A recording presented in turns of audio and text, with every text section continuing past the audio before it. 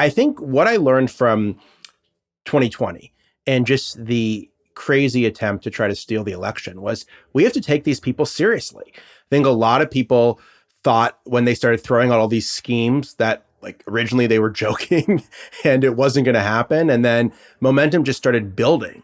And so when they say they're going to do these kind of things, when they say they're going to seize voting machines, or they're going to put ICE at the polls, or they're going to declare a national emergency over elections to give Trump more power, I think we have to take all of these things seriously. And what's different about Trump's second term compared to his first term is he has figured out how to use the full power of the federal government to his advantage. And they're much more open about what their plan is. They're not trying to hide their authoritarianism anymore. It's right out in the open. And they're basically saying, we know we're going to lose this election if we don't rig it in our favor. That's why he's going all out to gerrymander and doing all these other things. So I think the plan is really, as opposed to being done in the shadows, it's really out in the open in terms of what they're planning to do. Now the question is it going to work, and are people going to be able to stop it? Well, we're seeing this week, Ari, and I want to echo Angela in saying I love your beat, you covering voting rights for Mother Jones. And please, people, subscribe, read the piece. Journalism costs money, so please support journalism. But we saw this week that Donald Trump pardoned dozens of people allegedly tied to overturning or attempting to overturn the 2020 election.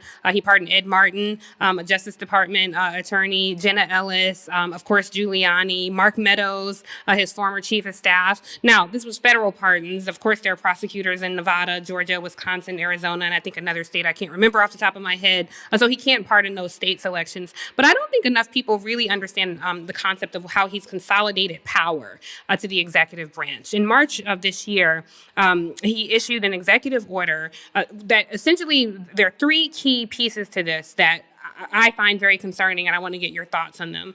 The three components: first, there's this show your papers type initiative where you would have to show a passport or something similar to show that you're registered to vote using a federal voter registration form. That's very scary.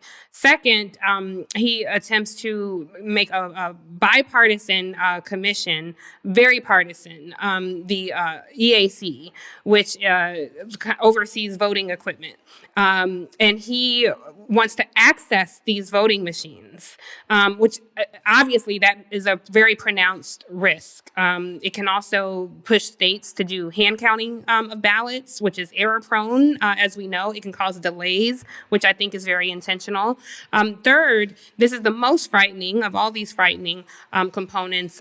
He's calling for DOJ, this made-up department, and the Department of Homeland Security, led by the puppy killer Kristi Noem, to obtain state voter files and other records kept by election officials. That's including voter list maintenance records. This is a very frightening thing. Now, you remember what happened when they gave DOJ access to the NRLB, the National Relations Board system. We immediately saw Russian IP addresses making several attempts to access that database. So putting this in the hands of Elon Musk is very scary. So when you look at the collection of what he's done already, I'm curious your thoughts on how we as regular people, what we should be doing to combat that, and what do you think the next steps are in this very draconian, scary process?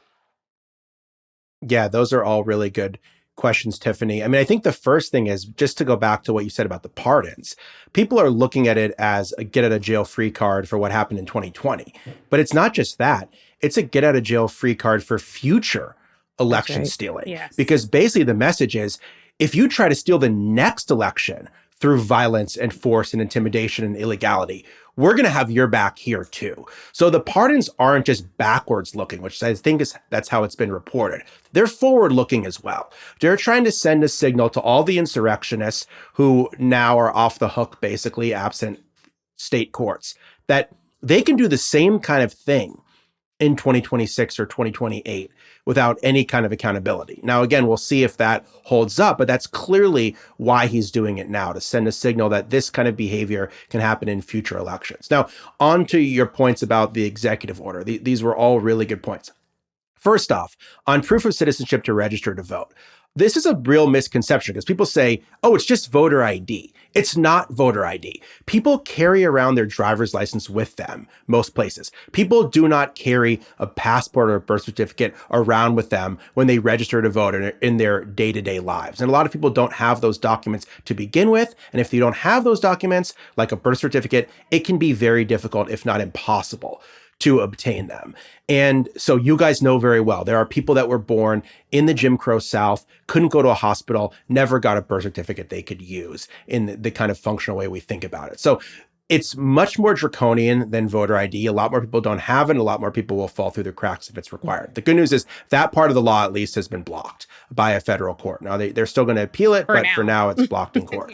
The second thing is what you said about the EAC, which is kind of this obscure body that was created after the 2000 election fiasco in Florida to try to help states run their elections more smoothly. It's not really functioning that way. And you mentioned the voting machines. This is really important. Basically, what Trump said in his executive order from March was that essentially all the current voting machines are not certified anymore, and that they need to be certified based on technology that doesn't actually exist on the market right now.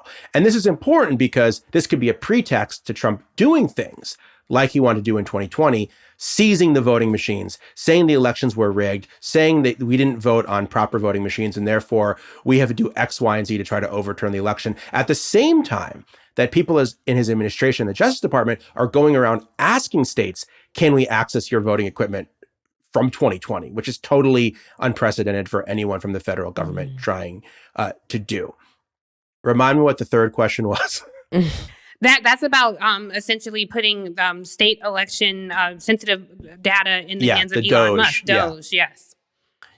Yeah. So they're really actively trying to do this now. Remember, it was a huge deal when Trump, he lied and said that he lost the popular vote in 2016 because 3 million people voted illegally. And then he had this whole quote unquote election integrity commission. And they asked for voter file data from all 50 states. And they were rebuked overwhelmingly. The Mississippi Secretary of State famously told the vice chair, Chris Kobach, to go jump in the Gulf of Mexico, back when Republicans still called it that. And now they're basically trying to do the same thing through the Justice Department, but it's getting far less attention. So they're trying to get voter data from all 50 states so they can run them through these immigration databases that are not designed for this purpose. So they can get a lot of false matches and basically say, we have found the fraud. We have found the non-citizen voting that Trump said exists. And therefore, we can call on states to enact proof of citizenship laws. We can remove people from the rolls. We can file new lawsuits, all of those things. And this is happening, unlike in Trump's first term, very much under the radar. The Justice Department's already sued 8 states, 7 of which are run by Democrats, trying to get this kind of data. So this is something that I'm still actively reporting on that I'm very concerned about because it's going to seem very technical. It's going to seem very bureaucratic. And then all of a sudden, you're going to see these insane headlines saying that all these people illegally voted. And then Trump and the whole MAGA universe are going to go nuclear around this evidence. And so I'm just saying, prepare for this to happen because they're laying the groundwork right now for them to do so. Native Land Pod is a production of iHeartRadio in partnership with Reason Choice Media. For more podcasts from iHeartRadio, visit the iHeartRadio app, Apple Podcasts, or wherever you listen to your favorite shows.